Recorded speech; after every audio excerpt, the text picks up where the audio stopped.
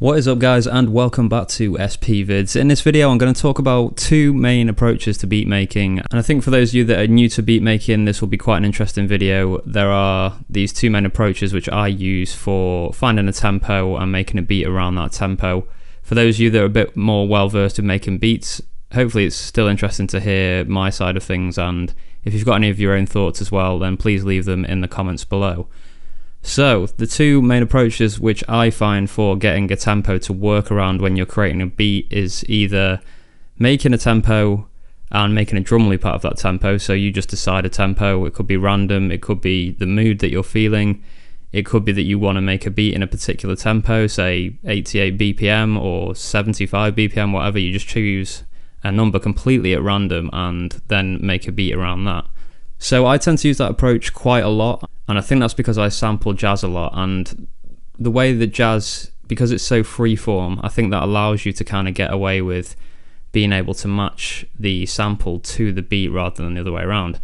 If you're sampling stuff that's more rhythmic and it's got maybe very soft drums that you're going to lay your own drums over the top, then the sample may dictate the tempo of the beat, and you could make the beat that way around. So here's an example that I've got here.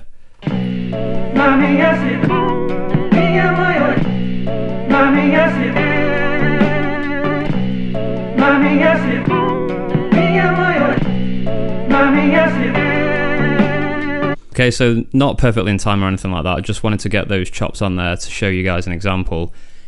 When I'm playing those chops, they're in time to the original tempo of the track. I've not done anything with the tempo, that's exactly how it is, and as we know on the SX, that's pretty difficult to change around anyway. You need something else that can time stretch or repitch and time stretch at the same time to get different ideas going. The MPC is a great unit for that, and that's one of the reasons I love the MPC so much, because it's so easy to time stretch samples and get them at a different tempo. So let's just stick to the SX for the sake of this video.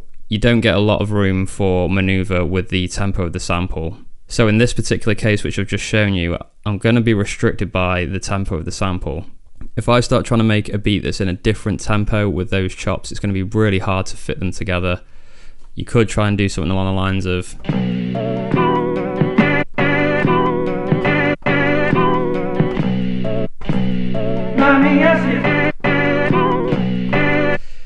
I don't know, if I had a faster paced drum beat underneath, I could maybe somehow get those chops to work, but it's going to sound a little bit odd because the tempo of the track is going to be completely different to the rhythm of the drums. So most likely, if you're using that as a sample and you've only got the SX at hand, so you can't do any time stretching, you're going to have to match the tempo of your drum loop to that, and then those samples will sit over the top of it nicely. So like I say, with an example like jazz, I've got a drum loop here, and what I'm going to do is let that drum loop dictate what the tempo of the beat is going to be. So I've got some jazz chops here, but because I've already got a tempo, and like I say, because jazz is this quite free-form kind of style, I should be able to slot these chops in with the beat, even though they're nothing like the original record. So let's have a go and see what this sounds like.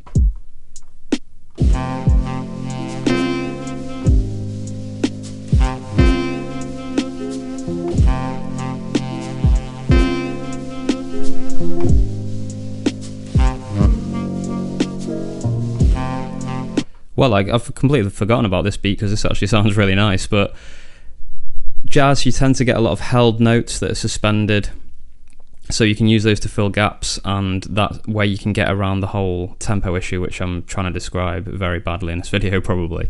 So there's no real right or wrong method for creating beats. I think, to be honest, if you find yourself stuck making beats with your drums first, and then you always find that you're sort of doing it around the same tempo. Like I used to find a lot, I would always make beats at like 80 BPM, and it used to drive me insane that every time I sit down to make a beat, even if I just finger tapped it out and resampled it on the SX, I would then try and get the BPM for it, and it was always somewhere around 80 BPM. It used to drive me insane. It's like when I'm making beats, that's the only tempo I seem to be able to think in. So if you are struggling with that and you keep getting a block of using the same tempo, try and let the sample dictate what the tempo of the song is going to be. Let's see if I've just got another example on here.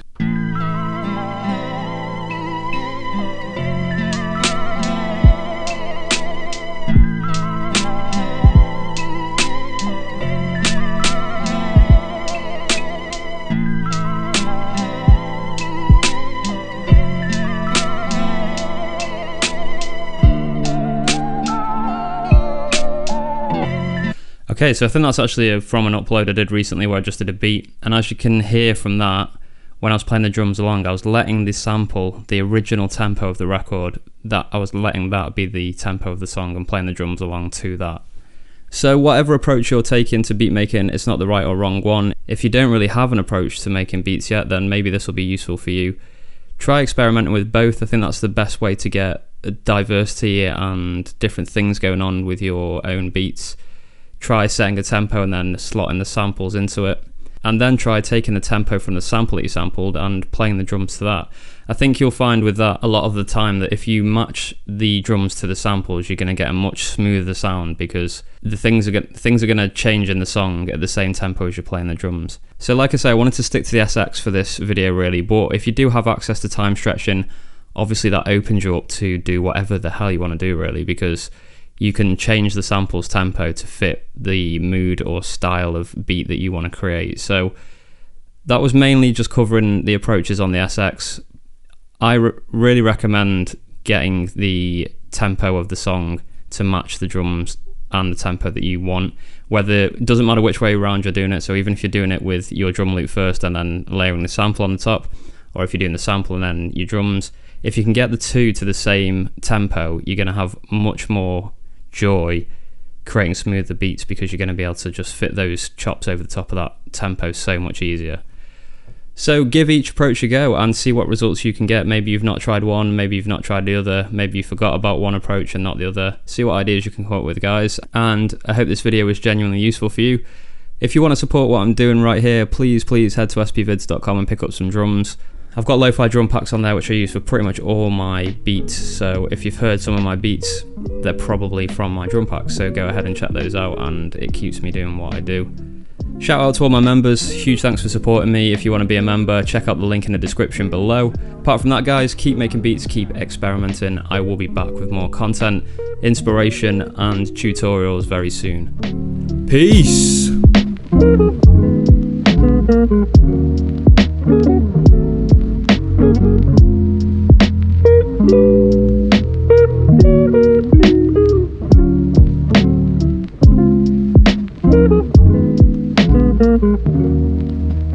Sound on the outside of town.